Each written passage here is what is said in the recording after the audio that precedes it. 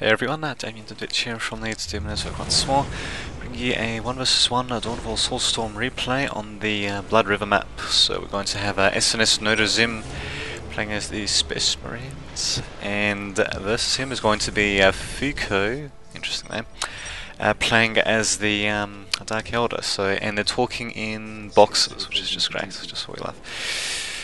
So yeah, this video is actually going to be available before the other videos recorded before on Men of War. Made a bit of a mistake in having set a scan to occur at the same time as I did the processing of the video. So basically, computer couldn't really handle both things at once, given how intensive both things were, and so yeah, they're going to have to be processed a bit later on tonight. But this though, we should be able to get this video processed relatively quickly later on, so with any luck you should be seeing the video later on tonight. But anyway, enough of that, let's see what our players are heading for. So it looks like Nodozim's heading for pretty standard build, starting off with a Force Commander, a couple of Space Marines, Scout Marines should I say, and of course the Plasma Generator along with the listening posts in the back. As for Fuko, he's got a couple of Mandrake squads out. Yeah, there we go, there's the second one. Relatively early Slave Chamber, looks like he's going to be using the Soul Powers early on because he's upgraded that to the I don't know, slave pit or something like that. In either case, he's upgraded it so he can get souls and all that from him. And he's also going for a barracks beginning, so yeah, looks like he's actually going to go for an Archon and a Mandrake infiltration, so interesting beginning indeed. He's going to be going heavy melee with stealthy Mandrakes, so an interesting option. We'll see if it's viable though.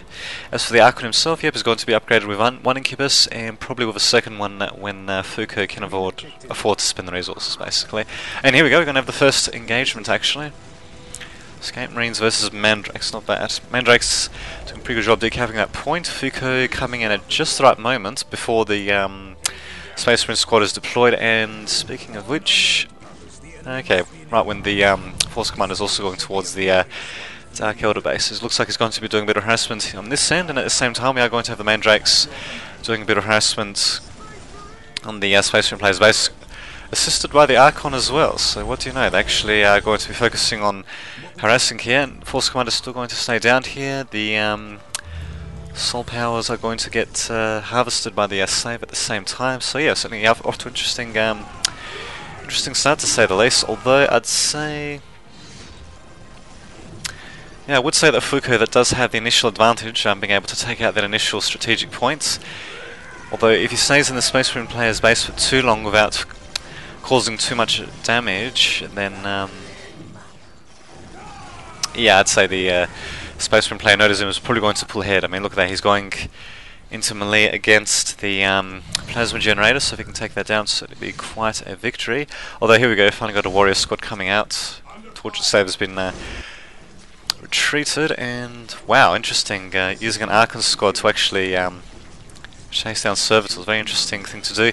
At the same time though, do have a Mandrake squad still doing a bit of damage, and there we go, there goes the Plasma Generator for the Dark Elder player. So we'll just have a look. Yep, he's down to 0 power income, so definitely not too good. I suppose he could force the cancel on this listening post while he's at it. Don't know if that really do too much, but that'll be better than I think. And here we go, here come the reinforcements for Nodozim, so being smart enough to bring along a little skull probe so you can actually spot the Mandrakes as well. So yeah, defeating the stealth potential by them, but oh well, what the hell. Still be used for harassment and all that. And yeah, actually got a bit of an engagement between these warriors and the Force Commander, and here we go, looks like one of the Soul Powers has actually been used by the Dark Elder player. By Fuko, he's actually used the, I can't remember, is it Cry of the Damned, something like that. It basically, I'm pretty sure it halves the morale of every, every infantry unit and commander that has morale, I think. Or in either case, it significantly decreases their morale. So yeah, certainly not such a bad ability to use to try to turn the tide in their favour. And yeah, here we go, we actually got a bit of a back and forth battle between the Dark Elder and Space Marine players occurring here, but Nodozim doing a pretty good job with his Space Marines actually. He's making sure that they're more or less, kept separate so that they can't be both harassed at the same time by the Archon squad. And yeah, now of course Fuko's being forced to retreat, so going a bit of a heavy melee build there. Doesn't look like it paid off too much, well, too well for him. And yeah, now we've actually got a Monastery tier 2 upgrade for Nodazim, going for an Armory, second Plasma Generator, and yeah, it's just generally looking pretty strong at the moment. As for Fuko, I'm pretty sure, yeah, he's still at tier 2, sorry, tier 1, should I say. So just rebuilding one of the Plasma Generators next to a listing post of their own, and here we go, got another engagement in the middle of the base. So yeah, as what Fuko could have done, he probably should have gone with a bit more of a melee and ranged oriented build, but what the hell. I suppose if you want to go this path instead, why not? I mean, he could have instead, I suppose he could have gone maybe for an Archon squad assisted by the Warriors squad without bothering to go for the stealth for the Mandrakes, or maybe he could have just gone, for stealth Mandrakes assisted by the Warriors. Either combination wouldn't have been too bad, but in either case, they managed to take out the Force Commander, and yeah, driving back the Space Marine player slowly. But in either case, yeah, I reckon he definitely should have gone for the Warrior squads a bit sooner, because really most of the time he was just chasing around the Space Marine player, not the best thing to do.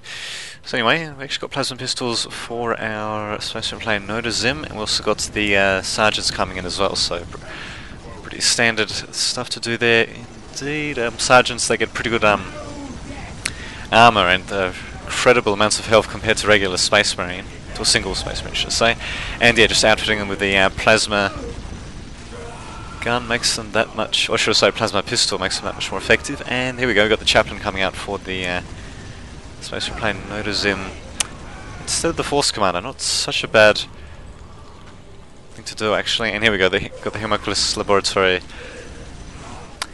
for the Dark Elder player Fuko, and he's actually researching the Soul Seeker ammunition research. So yeah, it looks like he's going to be going for a bit more of a standard ranged and melee combined arms build there. They still should have gone with the Warriors earlier, but oh well, screw it. He's slowly alleviating that. He's actually got a third Incubus, so it's interesting. I thought you needed that Witch's building to get it, but apparently not. And there we go, there's actually one Plasma Generator down for the Nodazim, and yeah, he's building a Force Commander though. In fact, I just noticed actually that is there we go, there he is. I was wondering what happened to the Chaplain, he's still there. So yeah, Chaplain should certainly do a pretty good job. Especially against commander units attached to squads. But yeah, Chaplain is actually not such a bad idea for the Space Marine planes instead of the Force Commander, which is now building now anyway. So you can slow down the relatively quick squads of the Dark Elder just like that, and yeah, it could certainly break their morale and all that. And yeah, Dark Elder unfortunately don't have any quick way to restore their morale, I'm pretty sure. Well, except for the Witch's ability, Combat Drugs, that would restore the morale of a squad, and yeah, it also grants them a damage bonus and a speed bonus. So yeah, certainly some interesting stuff happening indeed. Not seeing a relic for Dark Elder player, though that could be pretty important later on in the game though, if it comes down to super units. They're not really seeing that at the moment though. Notice I'm staying in tier 2. Just check the okay, he's going for more general weapons upgrades and all that. But anyway, let's see what their actually we'll see what their requisition and all that is after this is destroyed. So there we go. 80 and 20 for the Space Marine player, and 80 and 30 for the Dark Elder player. So he's actually slightly ahead, and he's going to be get even more ahead when he actually starts capturing, or rather when he captures that relic point. I don't think he's going to be allowed to capture it just yet though. What the hell, we'll see what happens. It's a bit of an interesting troop composition by Nodazim actually. He's going for a Space Marine squad that's fully reinforced, but they're not being he doesn't have any transports or anything like that to actually assist. So these guys will be pretty easy to get caught up in melee, for example. And there we go, going into melee right now. Although here we go, comes the Force Commander as well. It's interesting, using the Archon squad in melee for a second.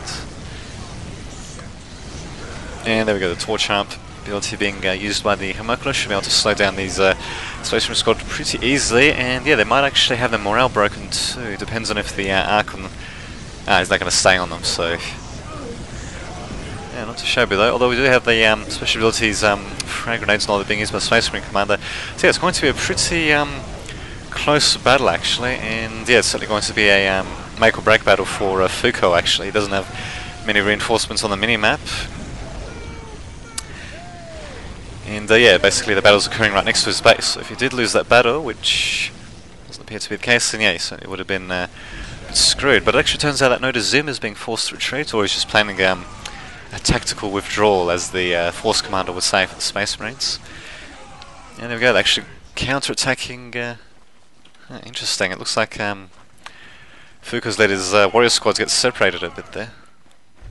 So yeah, it's actually just down to a single warrior squad and an Archon squad.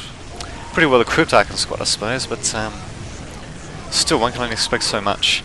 At the same time, though, here we go. We do have the machine cults finally being thrown down by the Space Marine Commander. Should have probably done that a bit earlier on. What the hell?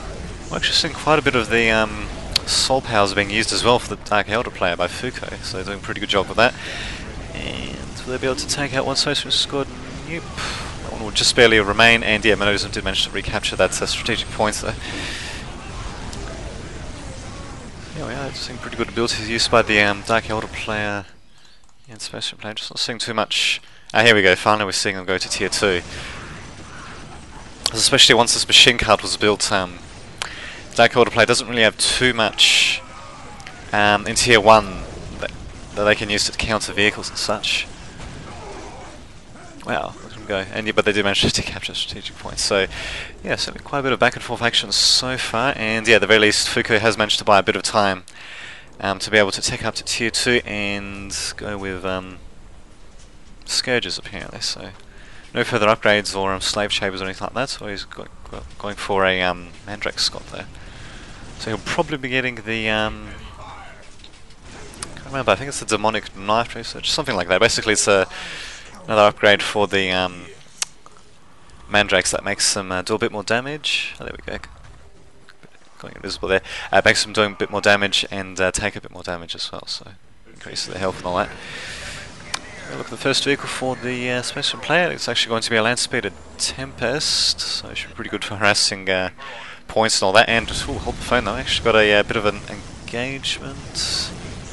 Oh, very nice, using the another soul ability on the chaplain there, just to stop him. I'm pretty sure it actually stops units from, or at least a selected unit anyway, a targeted one, from using any abilities, and also saps away a bit of their health as well, so pretty useful indeed. And pretty sure there we go, we got the torch ramp going down. Unfortunately the Dark Elder player has been forced to retreat. Did manage to keep his Homunculus alive though, although I wonder where his Archon squad actually was. They just seem to not really be doing anything. They're just further back behind when they really needed them. Because really, I mean, with such ridiculous glass cannon infantry, range combat against the Space Marines, they're going to lose pretty badly. But here we go, we finally got one Space Marine squad getting broken. Second one. Okay, they should be able to regain their morale though. I mean, they do have a sergeant, so I suppose maybe Noda Zim is just keeping their morale broken in order to retreat them as quickly as possible. Because usually troops with morale that's been broken they travel faster. And here we go, Land Speeder Tempest is finally coming in. It's been upgraded with crack missiles, a pretty good choice. Makes it effective against vehicles and buildings, according to the description of course, but it's not too shabby against regular infantry as well. It's actually pretty good. Yeah, and of course it causes that knockback as well, and a bit of I think it causes splash damage, I'm not 100% sure. And yeah, here we go, we've got second squad from Foucault being upgraded with Dark Lancers, just to make them a bit more effective against vehicles. Although, if he doesn't have something to do with his infantry, then though, they're going to be screwed though. And given that we only have a couple of minutes left in the game, I'd say, yeah, that's probably what's going to happen. Unless Foucault can pull something out, but I'm not saying that. Although, oh, very nice though, he is getting the Mandrakes into melee. In fact, let's just see, there we go. See what was happening. But in any case, yeah, they were in melee against this squad, so fortunately they Yeah, the tech advantage that Nodism had was just too much for yeah, for the Dark Eldar to handle, and yeah, the vehicles coming out especially pretty much sealed its doom. So there we go. Hopefully we should be able to upload this video later on tonight. Yeah, most likely before the Men of War stuff is uploaded anyway. And until that happens, this has been Damien to the Witch, signing off.